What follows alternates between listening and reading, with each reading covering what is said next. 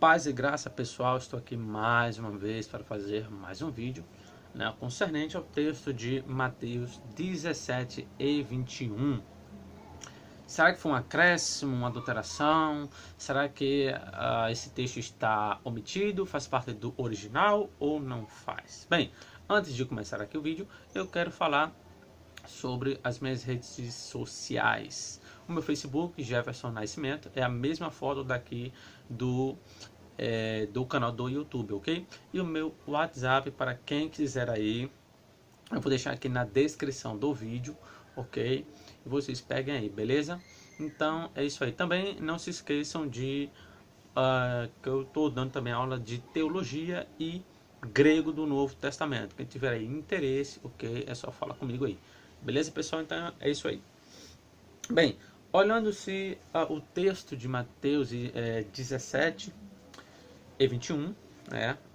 Eu fiz um vídeo ontem falando um pouco sobre os manuscritos antigos e mais novos em relação ao texto do Novo Testamento, tá?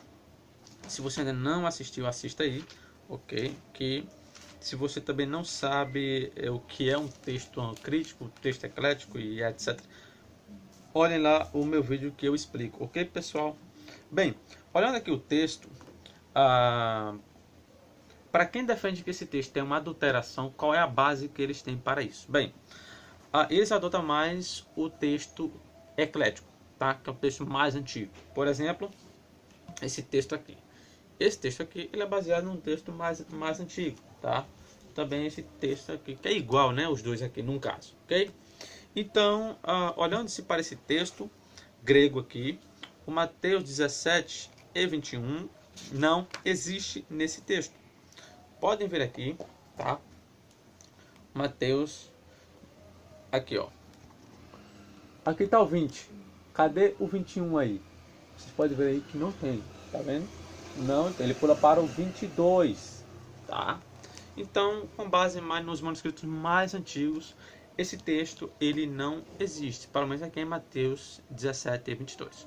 Se você consultar em várias versões, que é feita com esse texto aqui, como Bíblia Judaica, Jerusalém, Pastoral, versões atualizada, linguagem de hoje, ela já traz um obelisco, né? Eu esqueci agora o nome. 2 tracinhos indicando que aquele texto não faz parte do original, tá? Então, ok. Indo para outra perspectiva, nesse texto faz parte dentro dos manuscritos majoritários, tá? Eu já falei sobre isso ontem, o que é um texto majoritário. Então tá aqui. Esse texto aqui traz o Mateus 17 e 21, mas esse aqui não traz. E agora? Qual é o melhor texto? Esse ou esse?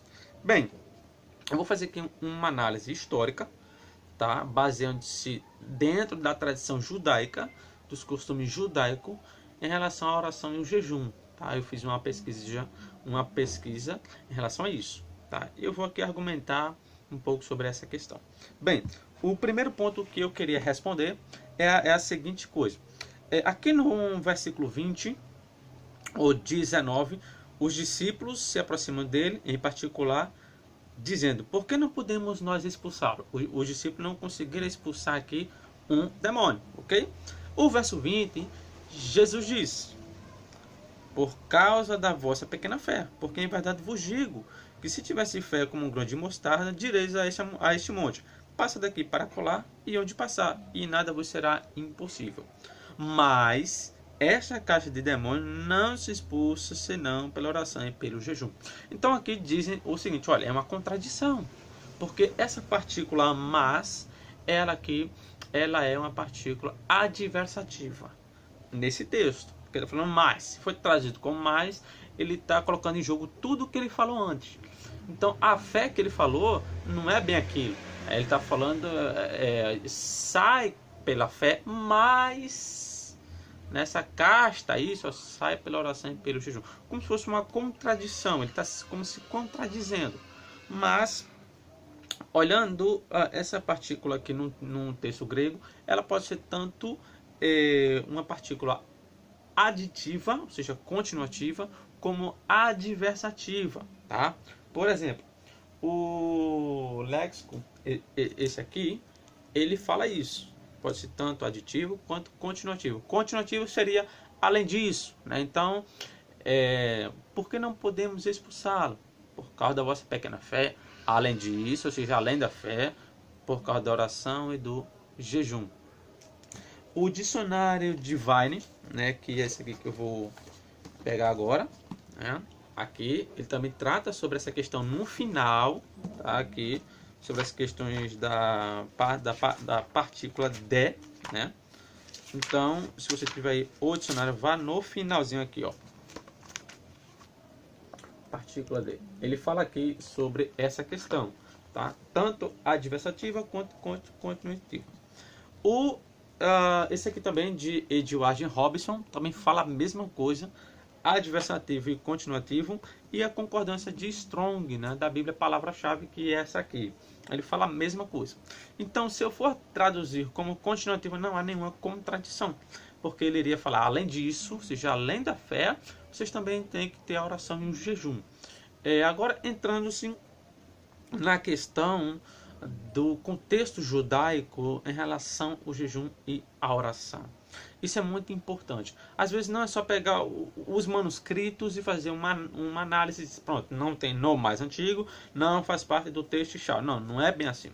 Temos que entender a perspectiva judaica da oração e o jejum. Por exemplo, no livro de Daniel, capítulo 9, Daniel disse que estava buscando ao Senhor com oração e jejum, se não me falha a memória. Se eu não me engano, ele fala oração e jejum. Eu vou até aqui, né, para ver se realmente ele fala oração e jejum. Aqui 9:3, ele fala o seguinte: voltei o rosto para o Senhor Elohim, procurando fazer preces e súplicas com jejum, vestido de estopas e coberto de cinza. Então ele estava aqui, né, querendo achar alguma resposta, e ele estava aqui jejuando.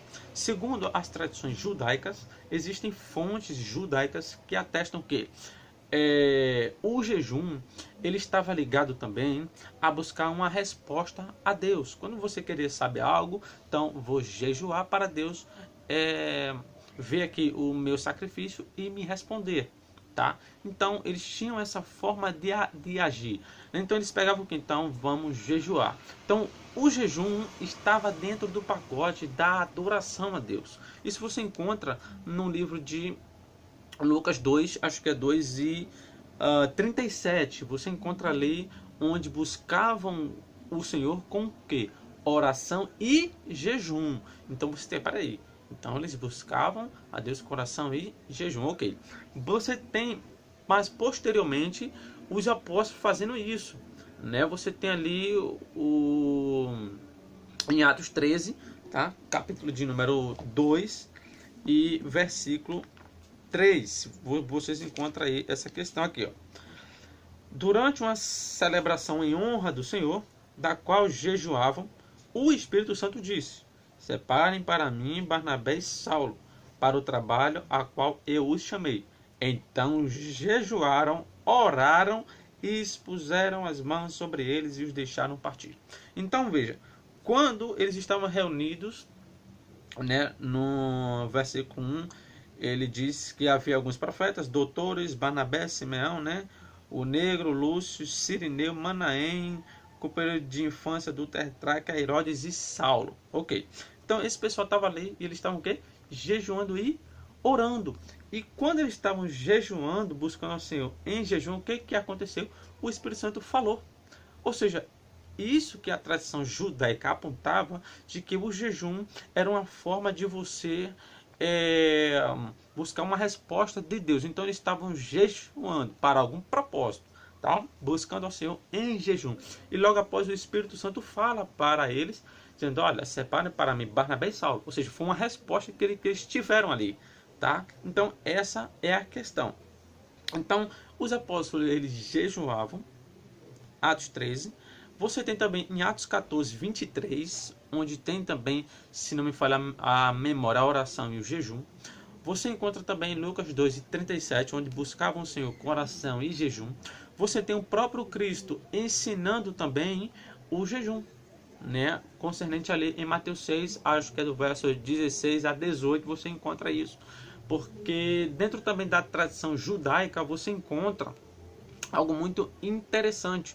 Quando eles jejuavam, eles não poderiam lavar o rosto para mostrar que estavam jejuando, que estavam buscando a Deus. Isso aí eles seriam glorificados, iriam ter a honra dos homens. Então, por isso que Cristo diz, olha, quando vocês jejuarem, o que é que vocês fazem? Vocês peguem, né, e lave a sua cabeça com óleo, né, para não demonstrar que vocês jejuaram. Então, Pai de vocês vão recompensá-los.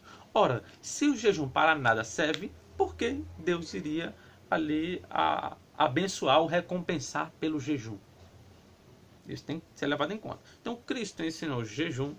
Você vê Atos 2:37, você vê Lucas 2:37, Atos capítulo de número 3, verso 1 a 3, onde eles estavam buscando uma resposta de Deus como jejum e oração e receberam.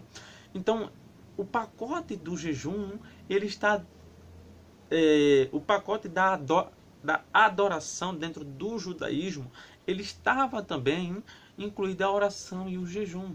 É aí que está a questão.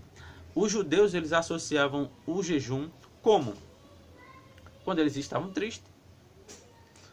Para o arrependimento, quando eles iriam se arrepender, eles usavam o jejum como uma forma de arrependimento, como uma forma de tristeza e como uma forma de oração, em complemento da oração. Então estava dentro do pacote da adoração.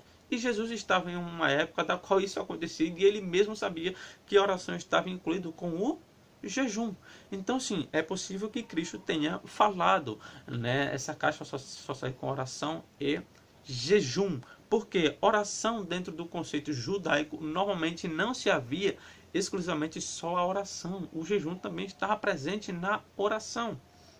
Então era um pacote que estavam juntos, não eram separáveis, né? Claro, tinha casos que só a oração. Então, quando você encontra o próprio Cristo falando de fé, né, ele sempre inclui a oração junto. Você pode ver isso em Mateus 21, acho que é 18, ali quando ele amaldiçoa a figueira, tá? E ali o que acontece? Diz que, olha, se vocês tivessem fé, né, vocês diriam para esses montes, saiam daqui para lá, e eles iriam. E tudo quanto pedides em oração, crendo, recebereis. Ora, tinha que ter a fé, a oração ainda. Então não é só a fé. Então, por que não podemos expulsar essa casta? Por causa da vossa pequena fé. Além disso, por causa da oração e do jejum. Porque a oração e o jejum estavam juntos, em unanimidade ali dentro do judaísmo. Claro que tinha jejuns específicos só para a tristeza, né? Jejum específico só para a adoração e jejum específico para a questão da tristeza ou do arrependimento. Quando perguntaram, olha, os nossos discípulos, os discípulos de João e os dos fariseus jejuam, mas os teus não. O que foi que ele disse? Podem os filhos das bodas estarem tristes enquanto o noivo está presente? Olha, ele associou aquele jejum com a tristeza. Olha, eles não precisam jejuar para ficar triste, não. Eles não podem ficar tristes com eu aqui, não. Né? Cristo não estava negando que não era para eles jejuarem mais com o jejum em sinal de tristeza. Então, vocês têm essas questões aí históricas, contextual, dentro da cultura da época. Era muito comum associar oração e jejum, tá? Então, dentro dessa perspectiva histórica, essa pesquisa que eu fiz, olhando também para os manuscritos e traduções antigas, eu acredito sim que esse texto faz parte do texto original. Há quem discorde, tá? Quem discorde diga, não faz parte porque não aparece em manuscritos antigos e tal. Ok. Se não quer acreditar, não acredita, mas pelo menos na oração acredita, porque está testando ali em Marcos 9:29. Mas o jejum, fazendo a perspectiva histórica, contextual do primeiro século, antes dele, fazendo uma pesquisa também pela a maioria dos manuscritos, também pelas traduções antigas, como você tem esse texto atestado na tradução da Ítala, Vulgata Latina e entre outras traduções antigas do século 3, 4 ali, né? A Ítala mesma, ela data-se do século 2, século 3, ou seja, já no século 3 esse texto está presente, o jejum, mais antigos que esses manuscritos antigos aí, né? Do 4º século. Então, de onde essa tradução saiu a palavra jejum? Se eles tivessem um manuscrito com essa palavra, então indica que aquela tradução já saiu de uma fonte mais antiga ainda. Então dá a entender sim que esse texto faz parte do texto original. Pelo menos a expressão jejum ali de Mateus 17 e 21. Tá? Então há quem defenda que sim, há quem defenda que não. Eu particularmente defendo que sim, pelas análises históricas que eu fiz, pelas questões dos manuscritos, pela vasta maioria e pelas análises que eu fiz dentro dos evangelhos em relação à fé, a oração e o jejum, ok? Então é isso aí, não se esqueçam de se inscrever no meu canal, deixar o seu like, compartilhar este vídeo para outras pessoas também verem o outro lado da moeda, tá? Como é que se explica aí essas questões, ok? Então que Deus abençoe a cada um de vocês.